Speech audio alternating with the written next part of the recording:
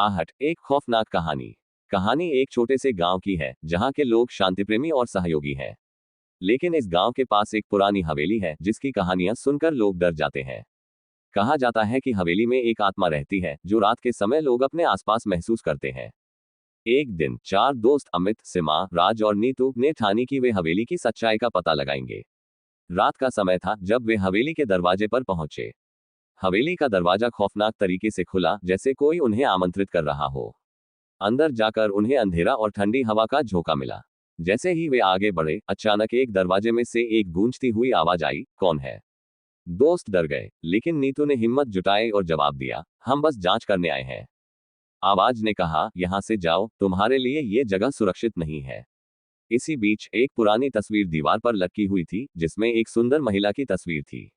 सीमा ने महसूस किया कि उस महिला की आंखें जैसे उन पर टिकी थीं।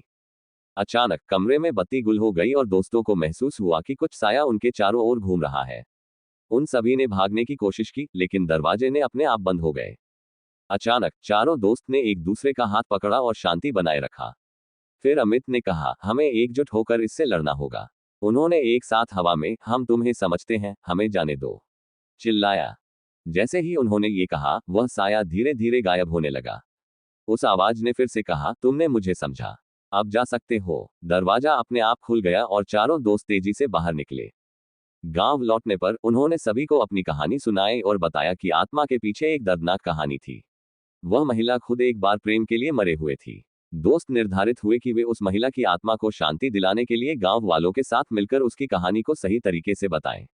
इस घटना के बाद गांव के लोग हवेली को एक श्रद्धांजलि के रूप में प्रतिष्ठित करने लगे और वहां एक मंदिर बनवाया। इस तरह आहट ने एक नई कहानी को जन्म दिया, जहां आत्मा को शांति मिली और गांव में फिर से खुशहाली लौटी। समाप्त।